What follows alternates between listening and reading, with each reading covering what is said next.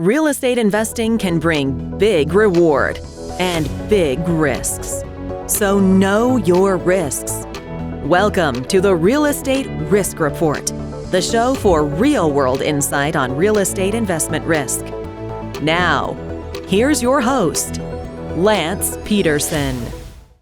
Thank you for joining us. I'm your host, Lance Pederson. This is the Real Estate Risk Report. So today I have with me AdaPia Errico with Alpha Investing. How are you doing today, AdaPia? I'm doing really great. Thanks for having me, Lance. Yeah, the pleasure is all mine. Thanks for joining us. So this first time we sort of connected face to face, but I've been following AdaPia sort of as she's made her way in her career, and she's been in this business quite a long time, and is now with Alpha Investing. So we'll sort of get into what Alpha Investing is all about, and sort of the value they're bringing to this, what we call and I call the middle market, kind of real estate investment landscape. So why don't you tell us a bit about how you kind of got into this business in general? I know you've had a few stops and you've been involved in sort of the financial services side and the capital formation side. So what is it about this business that has drawn you in? Oh, so I'll start this far back. So I got started in my career when I was 18 in a bank. Like, I knew really early on that I wanted to work in the financial services industry, mostly because as like a young girl at that time, a young lady, I wanted independence. And I knew that I could achieve that mostly financially. And I was also really interested in it. This is like, I'm going to age myself, but it was like back in like the late 90s when mutual funds were really getting started coming out into the public. So I started my career in financial services really early. And I've had a career that's actually spanned the globe. I worked for a hedge fund in Switzerland. I worked for insurance companies in Europe, and I pivoted a little bit. And in my pivot, I went into some entrepreneurship in a completely different sector. But what's really interesting about that pivot is that it led me to crowdfunding. And initially I was raising capital in a way, but using Kickstarter and Indiegogo to help creators make some money. And when the Jobs Act came out, and at this point I was, I had actually moved to Los Angeles in 2012. When the Jobs Act came out, I fundamentally understood that my finance background was like, it kind of like perked up and said, I can turn fans into shareholders. This is something really interesting. And I got into the real estate side of crowdfunding because I went in doing some research. So I went to some of the early conferences and I met the early companies. I actually joined one of the very first real estate crowdfunding companies called Patch of Land, which I helped launch. Yeah. So I got into real estate and I got into fintech and I got into the space back in late 2013. And to be honest, I love the real estate space. Like, now I'm on the equity side. Patch of Land was like a debt, like hard money lending side, and like fintech, which, it's amazing how much technology has brought transparency, and information to investors and access. But, when I got into it, it just made so much sense to me that you can have real estate, which everybody knows theoretically is how, the wealthiest people have built their wealth.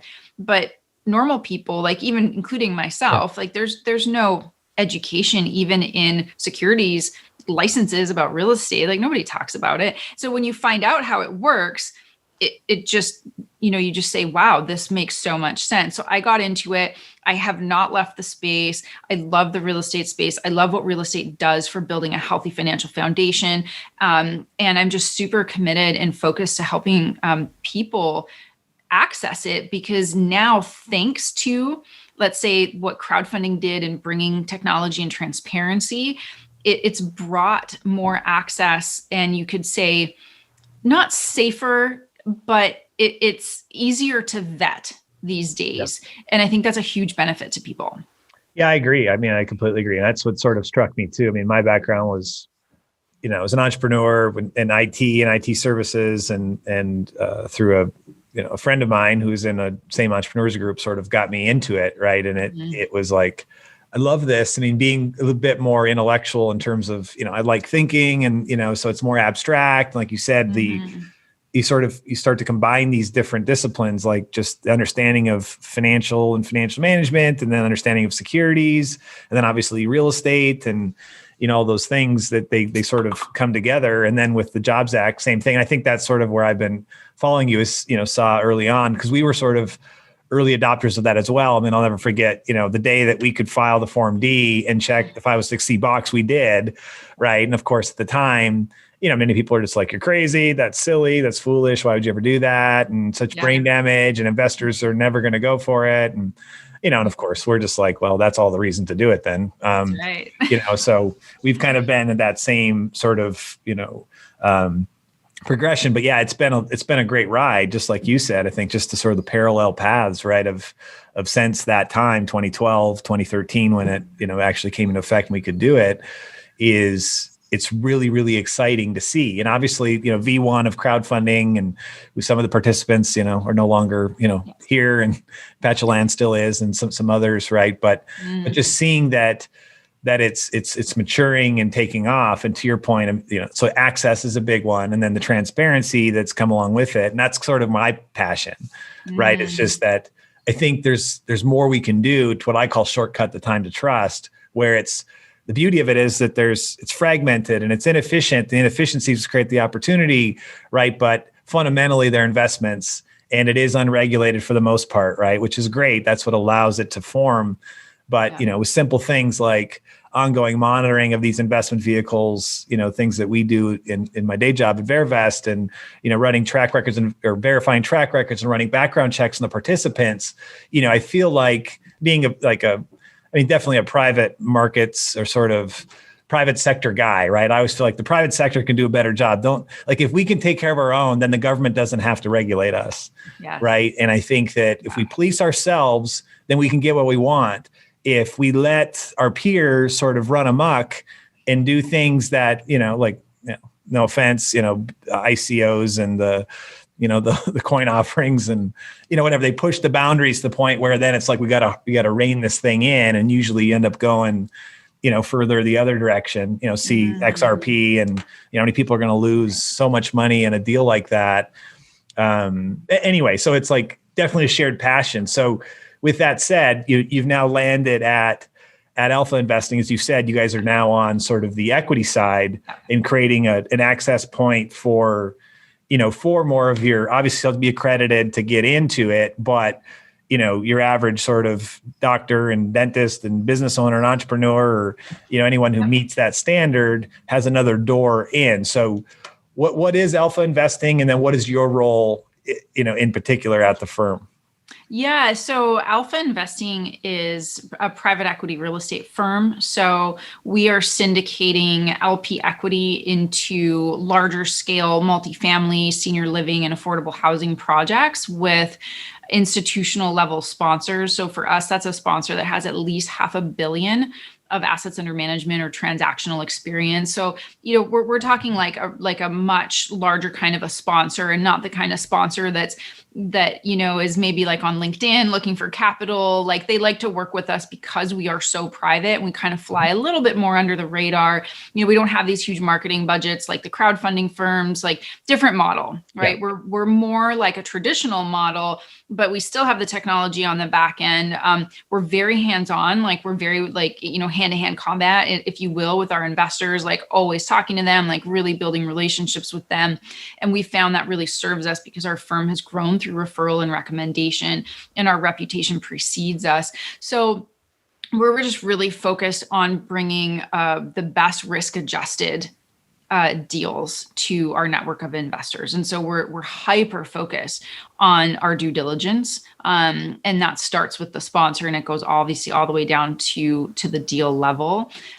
So, we're doing about 9 or 10 deals a year, not a ton. We can afford to be patient. We can afford to sit out if we needed to, which as from a risk perspective in real estate, super important, because you don't want to be doing a deal because you have to. You want to be doing a deal because it's the right deal to do, and because your risk is mitigated.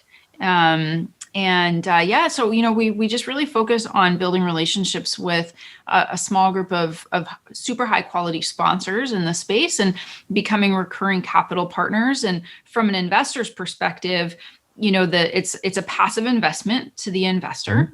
And we we share the underwriting with the investors so that they can understand what they're investing in. It's really important. But really we serve that function for them where, they can trust in the underwriting that we're doing and not have to do, as like the amount of work that goes into underwriting. Yeah, that's right. Yeah. And just as a little bit of contrast to like their model versus maybe like historical. So when you talk about, a sponsor that has transacted, more than, $500 million worth of properties, right? So that's the bigger size, like I said, more institutional. So historically, what you would see is there's all these other private equity real estate firms, and many of them, what they do is they raise at that level and scale that typically will raise it from more institutional sources themselves. So they'll be coming from, CalPERS or, it's pension funds, endowments, small insurance companies, things like that, which once again has worked and it's great, but it's not so great for, we'll call them retail investors or those who are trying to look. So that door was never open, right? So when you have that caliber goes up, and so then the other side of it is, it just for context, right, is that maybe like a Realty Mogul or a CrowdStreet, they'll have a similar sort of criteria. Like a Real Crowd is, maybe they're fine with 100 million or something, right? So you've got these different, bands in the market that people sort of approach. And, so like CrowdStreet might is, maybe as a good example, wants a similar thing, and then they'll sort of crowdfund it and then it goes in directly. But from an operator's perspective, just for, once again, for additional context, is that it might be great, but for that operator who's done $500 million worth of transactions, they might not be super thrilled with having 150 or 200 new investors, right? On the cap table, so to speak, of their individual deal. And so the value, just to give you context, is like alpha investing is sort of creating a door for those people to come in but it still solved the problem downstream of the operator who's, been around a longer period of time and likes dealing with people that get them and understand, kind of speak their language, so to speak. So, and I think that gets into the due diligence side, right? Is that value you guys create. So, you're looking at lots of deals. You've got sponsors that you vetted, and then it comes down to, hey, they've got an opportunity. So maybe give us a little insight into what your process is when one of your, preferred operators, partners brings you guys a deal. What is that process and how does that work? Yeah. So once we've, obviously once we've vetted a sponsor and we're working with them, we'll look at their deals. They obviously do way more deals than the deals that we'll get into because they're going to be across the board. So for us, the most important thing is that risk adjusted return.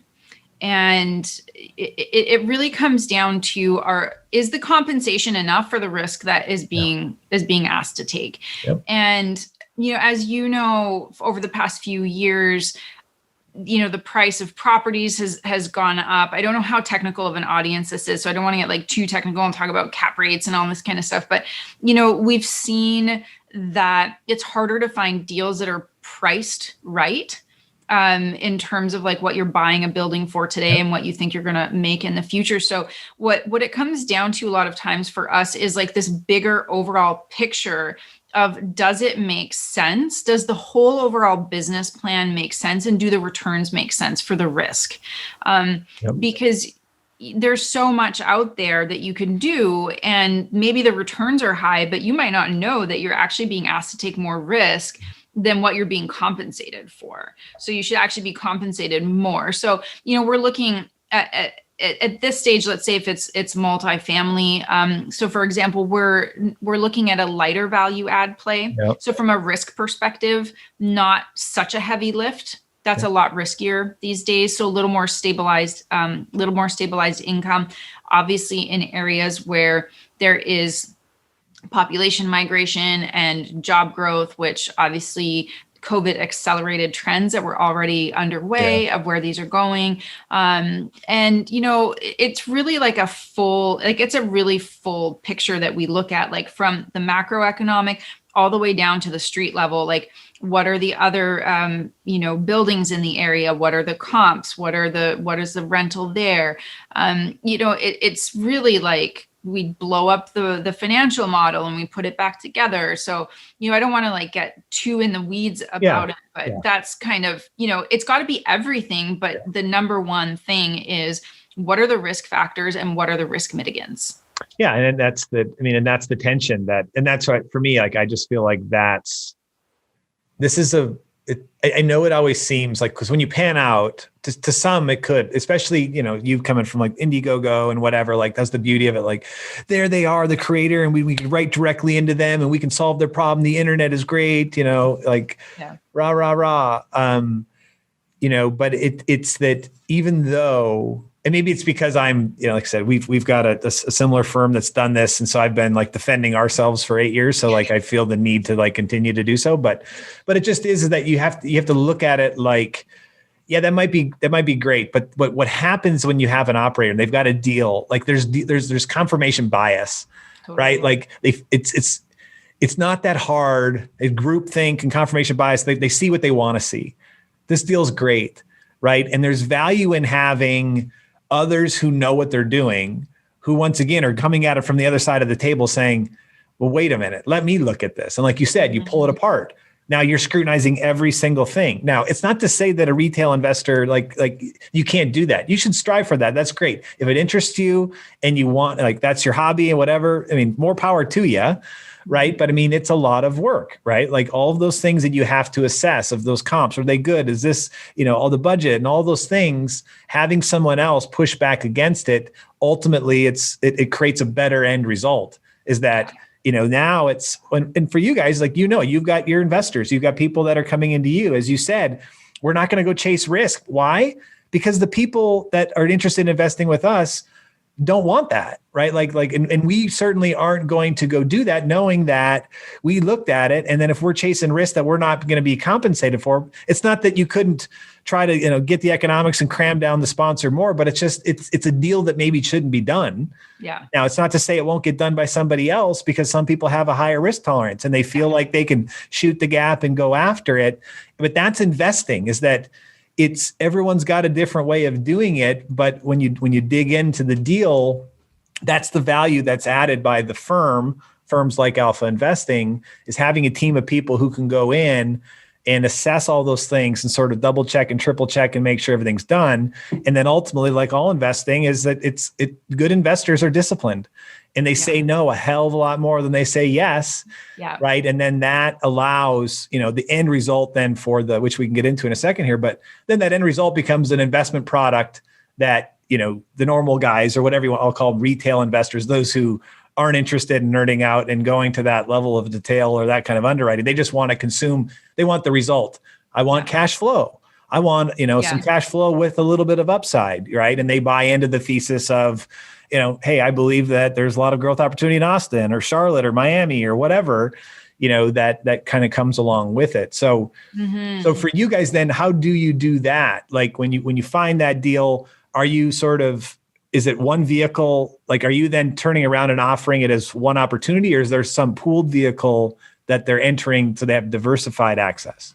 So we do single syndications, and on an annual basis, we raise a fund. So for people who really want to be even more hands-off, we do have a fund vehicle, but we also have individual syndications. So, because there's a big mix of investors on our platform, and some people like to pick their own deals and other ones really don't, because they're, the ones that really understand that they want real estate as part of their portfolio. They really trust us, and we build that basically like a fund of syndications for them. Yeah. And then those syndications are also available individually, because some people double down. Some people are in the fund, and then they'll double down on a project that, that they really like, or they like that area. And so that's the way we do it. We do share our underwriting. And I did want to touch on, something that you said is this like blowing apart the model. So many times, like a really simple example for somebody that might be like learning it a little bit is rent assumptions. That's a really easy one, right? Because an operator is selling. Yeah. And they're going to give you best case. We're going to take a base case. Yeah. So, you can look at it and say, oh, well, the cash returns are, 8% year one, 9% year two, et cetera, et cetera. Well, what's your rent growth assumption? Is that reasonable? Mm-hmm. Like, is it reasonable to assume that rent is going to continue to go up 4% a year? No, it's not. Mm-hmm. So, we always say the devil's in the details. And so these are like like one simple example of a question where you can look at numbers, but if you don't understand the underlying assumptions and how easily you can change one number in one, like one part of Excel, it completely changes your return. So what if your rent growth was only 1% and now your returns are like 30% lower? Those are the kinds of things that become very important to look at. Yeah, like even like when you're modeling exit cap, I mean, like the exit cap, you can we're not talking whole numbers or even half numbers. It's down to the hundredths of a percent, right? Mm-hmm. Like, I mean, you change it from that, like the impact it can have on the sale price, and so it's the point is, right? Like, it's easy to plug numbers in to the model and have them spit out, a result that you want to see. Mm. Ooh, 18.97. That sounds percent IRR. That's great. That's easy to do, right? But it doesn't take any skill. If you can hit the keys on a keyboard, you can basically do that and know where to plug it in. To your point, it's what's behind it. What were those assumptions leading, up to it? Because if it is, I mean, we all know the life doesn't work that way. It's unfortunate that Madoff was able to rip so many people off, because that was basically what, Harry Markopoulos saw, was that it's impossible. You can't generate that consistent of returns, right? Like you can't do it. Now, coming from a debt fund background, I mean, I've seen it. I've seen where if you build a portfolio and always originating loans at X and you're whatever, I've seen funds that have really, really consistent sort of returns. You can get where it's very, very consistent, but like in the case of, Madoff, I mean, that was part of the problem, is that that's not how life works. It's not linear like that. It's messy. And so that's the inherent flaw of a lot of these, Argus or models or whatever. It's just that it's easy to plug numbers in. It's easy to do straight line sort of things. But that's not how reality works. And so you really do have to sort of turn the screws down, like you said. And the good news is that many operators, especially those who are probably, who've got $500 million worth of transactions under their belt, that's usually one of the areas, that's usually where their competence, that's one of their strengths. It's one of the competencies of the firm, is that. And I think, to your point, another sort of, benefit of another firm is that oftentimes even firms that have transacted $500 million worth of stuff, usually one of their weaknesses is in reporting, investor reporting, right? And then in communications, that's not usually, their strength. And so I think that's the other added benefit of having, a firm like, an Alpha Investing or a similar firm kind of in the middle of that, is sort of, okay, give us the information, and now how do we communicate that out? And especially if it's an institutional, investor set, it's obviously they're very demanding, and it's very, a lot more in the weeds, but really the ability to translate what's going on post-investment from that operator and have that narrative be something that can be consumed by your more high net worth investor, there's value in that, and it's not easy. It's hard to do. So the communication, absolutely, to your point, like communication and the way they communicate and the way they do reporting is one of the really big pillars of how we choose a sponsor to begin with. Yeah. Right. It's like, because fundamentally, like, you can have a great deal, and like you said before, a deal can get done. Someone's going to do that deal. Your experience of doing that deal is a big part of whether you want to do a deal. Like, do you want to do business with somebody? Do you trust them? Do they act trustworthy? And so much of that trust is built on communication, which translates also to the way, that I know you and I are very aligned with this, and Alpha is very much like communicating with our investors. That's really important. And like throughout last year with COVID, that was a massive thing that we needed to do, was keep people abreast of what was going on, and even over communicate, because at that time that was needed. People needed to know. And so if we don't have sponsor partners that are communicating with us, we can't communicate with our investors. Yep. And so that it becomes, it's a very holistic relationship. And so communication, transparency around reporting, quality of reporting is a very, very important pillar in how we, in actually who we choose to work with as well. Yeah. And I think that that's wise. I think we weren't as smart as you guys. Like we went after it and then realized that, oh my gosh, they're really bad at it. It's not good. This is back in 2012 when we had the light bulb went off for ourselves. But hey, I'm happy because this is like I said, it's my passion now. Like I know we can create a forcing function of getting people to take it seriously of all sizes. Because to me, if you want to grow, if you're an operator, you want to grow and scale your operation, you're going to have to develop that competency. Now, my belief, of course, is that, you can outsource much of it because it shouldn't be a differentiator. That's my conviction, right? Is that it should be a table stake. The fact that it's a differentiator it's like shame on the industry. Why is it a differentiator? These are things this is financial reporting. Like it's something that, the industry needs to get better at. And the fact that the vast majority, and the fact that it takes someone to get to $500 million worth of transactions before, they have to get around to like getting good at it is a problem. Right. And so I think that it's the fact that the vast majority of them, are sort of like, oh, we just report annually. We don't even do financials. I'll send you a narrative and like, here we got occupancy went from X to Y. This is that, whatever. I'm like, what? Like, that's just not acceptable. Right. And if we want to get from where we are to where we're trying to go, we want more capital into the space so that it's easier to fund deals and it operates more efficiently in that regard, then we need to take this stuff seriously.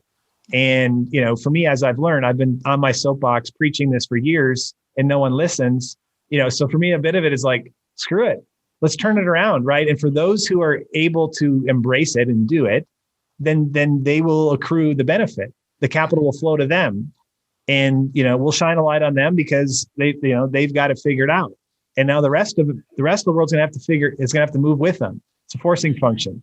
Now it's like, you got to do it. You can't just get away with it and be in cahoots with one another to say, it's just not a priority of ours. Right. Stop bitching. We're delivering you good returns. I mean, obviously I see how that works is in a historic bull run. You're kind of like, just be happy you got into the damn deal. But in this post-COVID environment, like you're referring to, it's not okay. Like the good news about this business, like multifamily, is that like it is pretty simple, like in the grand scheme of things. Meaning it is if you're disciplined and you stick to the fundamentals, right, and you do those things, you should be okay. Right. And I think it's easy to get your mind wrapped around. You understand what moves the needle and what doesn't, and those sorts of things. But to your point, now it's not so easy when it's going the other direction. Figuring out whether or not, the price discovery and whether or not like it's worth paying that much for that. And not to mention on the execution side, just the operator's ability to execute a business plan in an environment that has more volatility and that's going the other direction. It's just not anyone just roll out of bed and make this happen. And it's going to be interesting to see how that kind of shakes out. Now, I hope the industry responds and everyone sort of, keeps the wheels on it, but it's going to be an interesting ride. I mean, what do you think? Where are we headed in that regard? Yeah, I think that what I've noticed having been in this for a while is that the more there's just this momentum that's building more and more around the need for transparency and just the need to behave or operate in a different fashion. And so that will continue. The trend continues because it's true. There's a ton of capital out there. And so maybe a sponsor and operator can say, well, I can get capital from anywhere. But, is that capital sticky when you really need it? Is that capital reliable? And so it behooves everyone to build bonds of trust based on just like appropriate risk assessments. If you want to stay in business for a long time, you have to do right by your investors constantly over and over and over again. And so I see it as a trend that is improving. More and more people operators. Like, I really come back to the whole crowdfunding thing. I think one of the best things that happened there was that it forced operators even to up their game so much. And that's not going to stop. No. Because people are so much more discerning. Information, data is so much more available. We are paying more attention than ever before.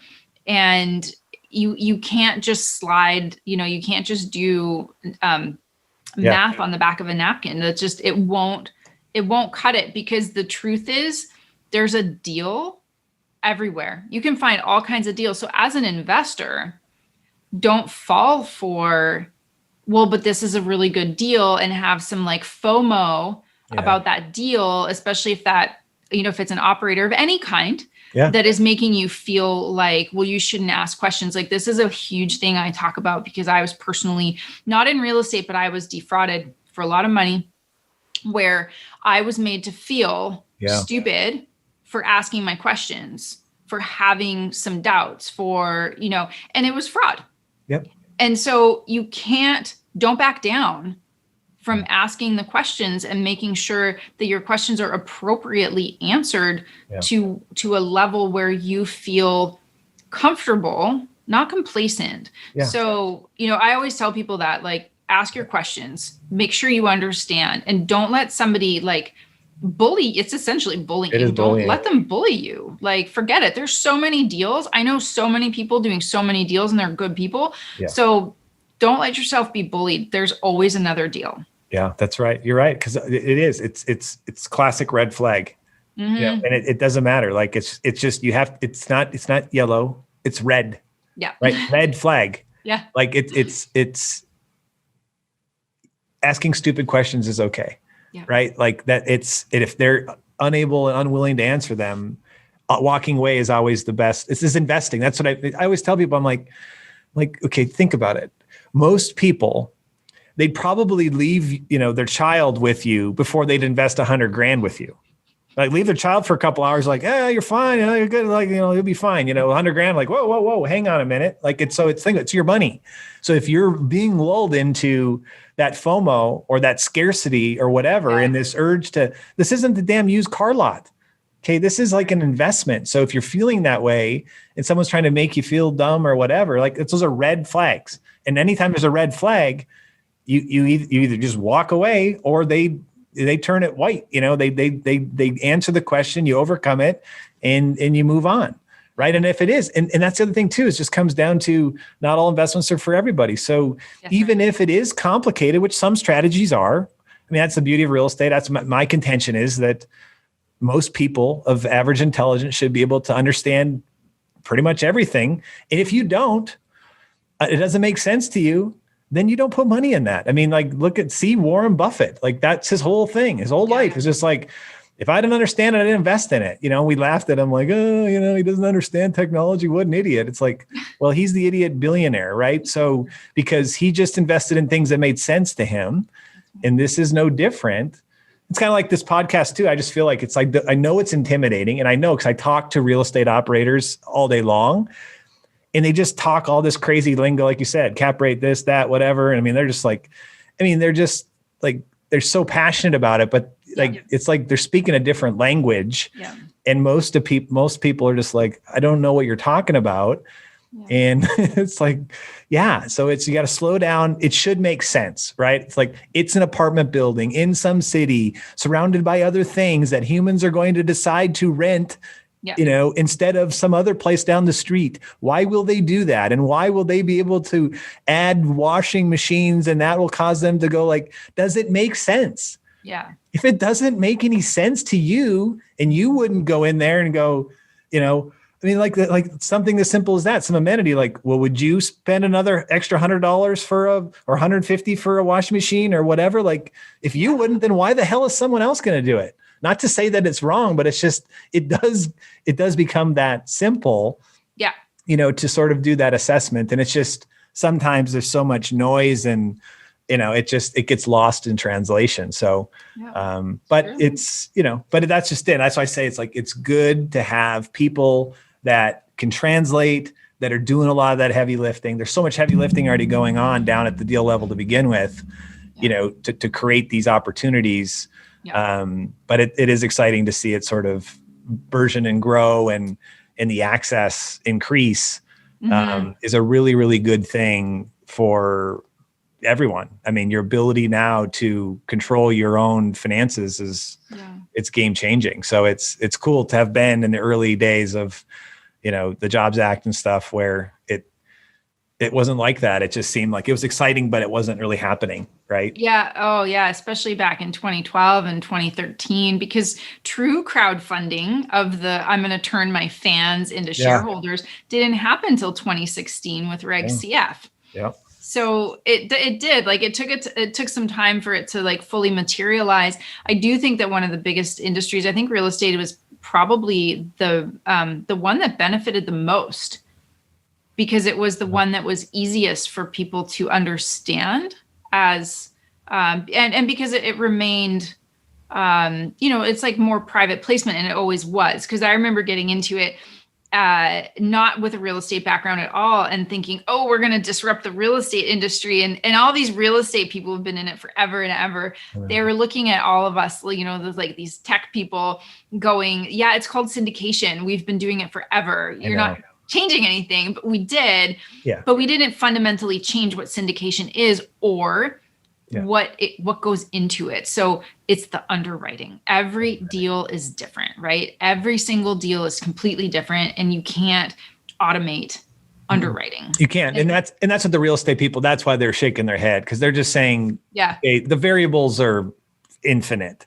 right? Mm-hmm. And that's why they were just sort of like, shaking their fist and, and like annoyed with, those of us who, like you said, I mean, to them, it was just, there was club deals, syndicating the capital, like, duh. Yeah, we've been doing this forever. You guys are just out of your minds because you could, tell someone about it on the internet. Yeah, exactly. And then make it happen. And, but yeah, it's, but then all that, takes time. And obviously the real estate guys have begun to, clearly embrace it and realize, like, okay, this is a viable option. And you do see, this was cool. It's really cool is that you're seeing a lot of the guys who've spent their entire careers really relying on the institutional capital sources, where, let's face it, their terms are not favorable. They sort of work for these guys, and you see them come downstream where they're like, no, we want to start raising money from predominantly high net worth investors, whether it's through, a firm like Alpha Investing or whatever.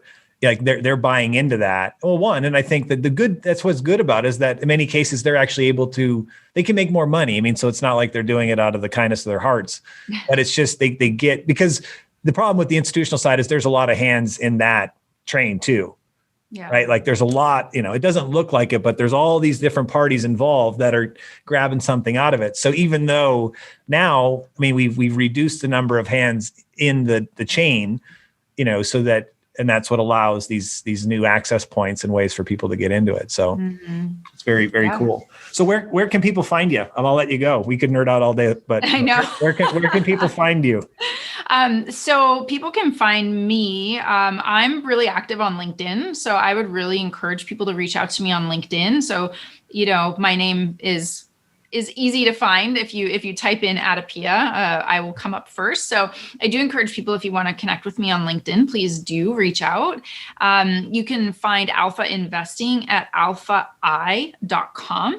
And there's not a lot on our website because we are very private. And so in order to access more information, we do require a phone call with any investor who wants to learn more about us or invest with us. So that's why I recommend reaching out to me on LinkedIn, so that if you want to schedule a call and learn a little bit more. And then, if anybody wants to sort of learn a little bit more about me personally, I have, AdaPia.com. So that talks a little bit more about some of the other work that I do in the leadership kind of space. And just generally, I'm like really passionate about this concept that I call building a healthy financial foundation. And I think real estate is the foundation of all of that. So that's how people can find me. Cool. Well, I'm glad after all these years, we're able to connect. Me too. That's the introverted self. Of course, it would take, like a pandemic for me to start reaching out and meeting other people. But, what can I say? Well, I mean, look, there's so much good that's come of the pandemic too, if we look for it. And so, yeah, I would like celebrate it. It's great. I think it's great. And congratulations on doing that and doing the podcast. I think, and having these conversations really focused on risk. It's so important. And it's hard for people to understand if they don't know what they're looking for. So I really applaud you for taking a stand. Yeah, no, thanks. I appreciate it. It's a lot of fun. I enjoy it. So I get to spend some time with some cool people like you. So you have a great day, and thanks again for joining us. My pleasure. All right. Take care.